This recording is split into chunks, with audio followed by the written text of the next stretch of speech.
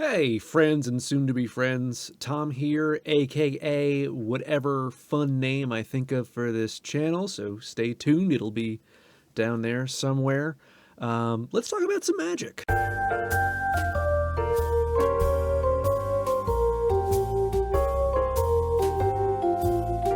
Before we do that, who am I and why am I talking to you about magic?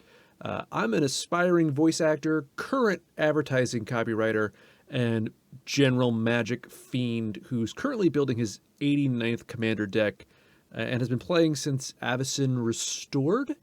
And I spend way too much time thinking about this game, which is why I currently have 88 decks and counting. Why am I doing this? Great question. Sanity, mostly. I love this game. It's the best game ever made, and it lives in my brain rent-free. Not even rent-free, because I pay for it to be there. So that seems toxic.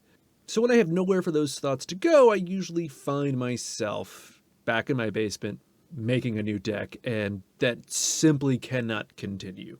So I looked around YouTube, looked at the types of creators and videos that I enjoy and like to watch, and I thought to myself, well, what's missing? And after a good search, I realized the answer was obvious. Another straight, cisgendered white dude sharing all of his opinions about magic, qualified only by a parasitic relationship with the subject matter. So that's why I'm here. With that being said, this channel will serve first and foremost as a journal for myself, a way to get all those thoughts out into the world, or at the very least out of my head, where, just being honest, they're doing more harm than good. So this feels like a positive step. We'll see if it remains that way. So now that that's out of the way, let's talk about some magic cards, specifically cards that I don't think get enough press. Even more specifically, cards that I love that I think might be sneaky good, or mostly bad, but maybe good in a very specific niche scenario, or just plain bad, but I like it for some strange reason. There's at least one of those in this video. It'll be very obvious which one it is. Let's call these hidden Moxes, which is very clever because the most valuable gems in Magic are the Moxes, hidden gems. It's a thinker. And while I will invite you to leave comments later on in the video, I will ask that you don't leave any comments pointing out that the Moxes are actually the jewelry that house the gems, not the gems themselves. I've already thought of that, and I found it pedantic. Let's talk about our first card, which is Trade the Helm. What's not great about it? It is a blue sorcery for 4 and a blue, and it lets you swap control of an artifact or creature for an artifact or creature your opponent controls. Now 5 isn't great, but it's comparable to other cards that have this effect, so it's not terrible. This thing can shine in like artifact token decks, or decks where you have artifacts that are deleterious in effect that you'd want your opponents to have. So it'd be a way to give them something bad while taking their best thing. But more realistically, I think you're most often going to find use for it in those token decks where you can give them something like a servo. I could also see it finding a home in something where we have good artifacts or creatures that force us to give them away as a way to get those back. That could be something worth exploring, but those decks tend to be either super memey or super mean, but also I think fairly rad. Like I think a deck that was just all takebacks could be kind of funny and fun, at least for one game. I don't know, try it and get back to me. So yeah, what is great about it? What do I like about it? I think it's really great in those decks that I pointed out. I think it's an obvious fit. I think it earns its spot because it does feel really good to take someone else's best thing and leave them with a servo, or maybe a treasure token, or a clue token, or a map token, something like a power stone even. It's also commander removal, but it's not just commander removal, it's like pseudo commander removal that's also a commander sampler. You get to take a little nibble of what's going on in your opponent's plate and play with their commander for a little while, which is kind of fun.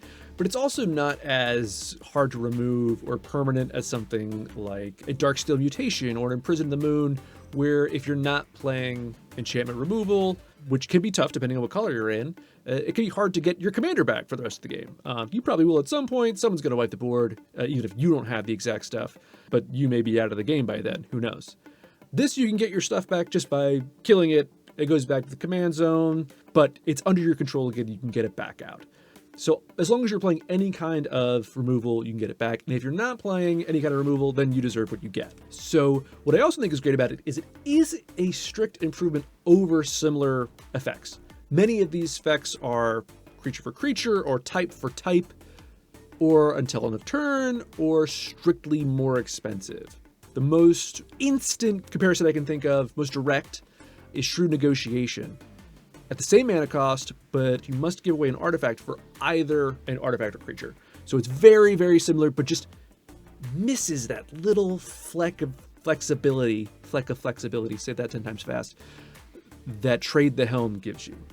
And that's only one reason it's strictly better. The other is, this thing has cycling. Kind of just because it came out in Aether Drift and that was a cycling set. There's not really any other reason for it to have that, but it does have it. So it means it's never going to clog up your hand. If you get it in a time where it's not opportune to use, it could replace itself. And that's always useful. I've played with this card in several decks. I've played it with some Brawl and Arena. It's always felt good to play. It's never left me feeling like I've got this brick in my hand. So I would encourage you to try it. I think it's just a fun card, especially the commander sampler aspect of it. So as you can see, these will be a mix of some actual research mixed with a lot of pure gut feeling, personal experience, and weird attachment that will never be and can never be reciprocated because cardboard can't feel love. Neither can I. Font of Fertility. What's bad about it? Most things. What is it? It's a 1 mana enchantment, 1 green, that comes down on the board and does nothing right away. If you pay another colorless and a green, you can sacrifice it to go find a basic land in your deck, put it onto the battlefield tapped, and that's that. So you end up paying 3 mana total to get a basic land tapped on the field. That's not a great rate. That is not typically something we'd settle for in Commander, except for in the most budget scenarios.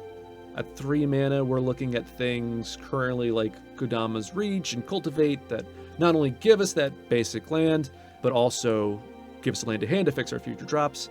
And even those cards have spent the last 5+ years getting taken out of decks as they've just been outclassed. That's not great. And also with Modern Ramp, turn 3 is really kind of where you're looking to turn on a lot of decks. That's where you're kind of hoping to play your commander and get things off the ground. 3 mana runs contrary to that, which is why you see it coming out of a lot of decks. But let's talk about why I like it. Why I like it is despite costing 3 mana, it actually doesn't take up that turn 3 turn. Because you pay the 1/1 and then the 2/2, and by turn 3, you have an untapped basic that has ramped you 1, and you can play that commander. It doesn't interfere with that. So that's a reason why it's not as bad. It's not really a reason why it's good. Where I think it is good is in Enchantress decks.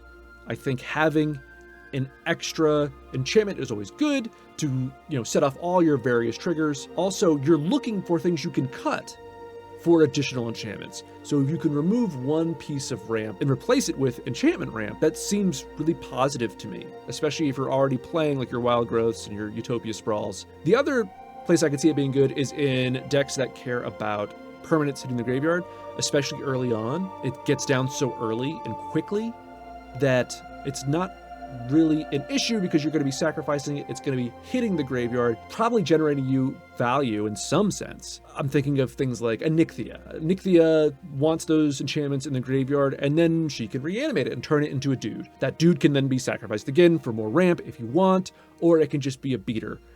But it's just that extra bit of value. One thing I forgot to mention with the Enchantress decks is that it will replace itself in a lot of instances, as long as you have any Enchantress effects on the board.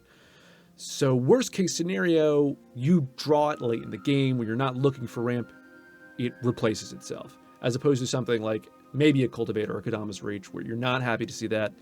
Yeah, maybe it pulls extra lands out of your deck, but deck thinning isn't so much a thing in Commander unless it is the game plan for the deck. Overall, when I've played this, I have been very pleased with it. I am playing it in those scenarios I've outlined, so that's why that is.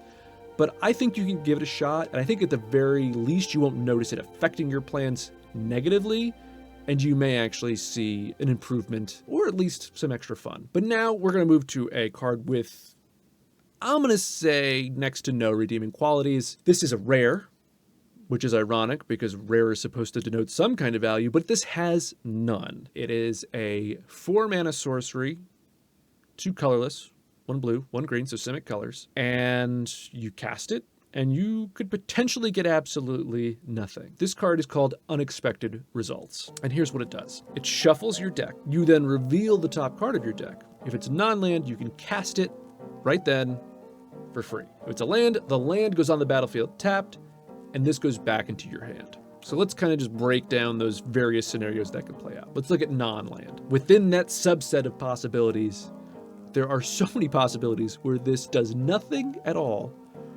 or is you paying a premium for an effect that does not warrant the cost. Say you hit a counterspell. Great. It's nothing. You've done nothing. And you get nothing out of it. You spent 4 mana. It's literally down the drain. Say you're ahead on board and you pull a board wipe. Great. You're not going to play it. Unless you just want to do it because it's free. Which I get that impulse sometimes. But those are 2 scenarios where you've spent 4 mana for absolutely no gain. The slightly better scenario is you get a card that costs 1 or 2 mana. So now you've spent 4 mana for a Llanowar Elves. Congratulations. Enjoy your 1 mana on at least turn 4. Yeah, it's not great. Then there's hitting the land. You hit the land, fine, you've ramped for 4. It's not the worst, but at least you get your card back, right? Yeah, you get your card back. So you can do what exactly? Spend another 4 mana and spin the wheel 1 more time?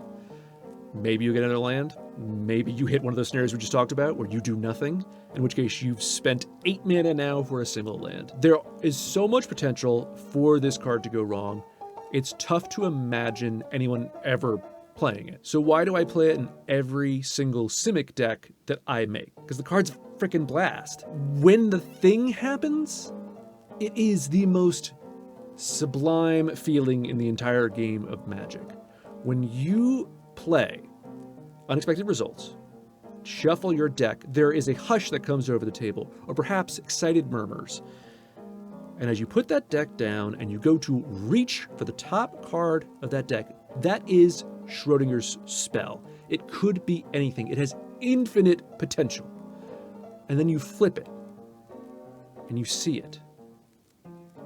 Apex Devastator, or Galta, Stampeding Tyrant, or some other huge value piece that you have just stolen from fate and put on your board. It's tough not to cheer, not just for you, the entire table gets excited, and it's a great story. And if EDH games are stories that we tell, man, that makes for a good one. Even when you get the bad stuff, like, sometimes that does still make for a good story. Like, that's a good laugh at the table. Like, it's hard to see that and not have fun or have a funny reaction. As long as you're in the right headspace. If you're already kind of like slightly tilted or salty, don't play this card. It's not gonna help things. It's kind of a gambler's fallacy. You're like, I just need this one thing to go right. It's not gonna go right. It's gonna go bad, and you're gonna feel bad. But there are a couple of the reasons I love this card. One is extremely personal in that this was one of the first cards I fell in love with when I fell in love with this game.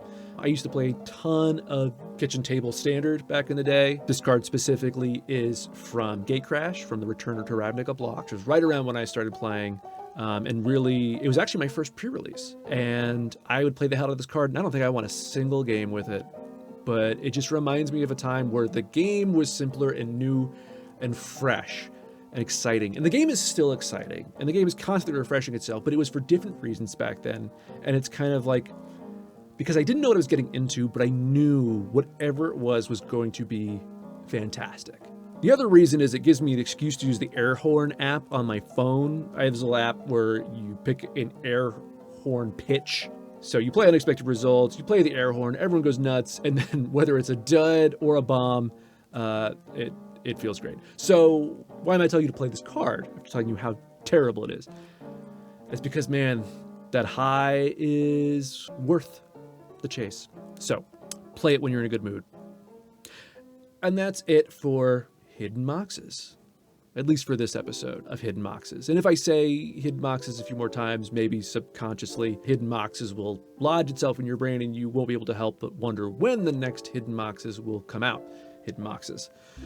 But that's it for this video. Hopefully you liked this, and I'd love to hear what some of your unsung hero cards or your pet cards, or the cards that mean something to you, that find their way into some, all, most of your decks for reasons like that.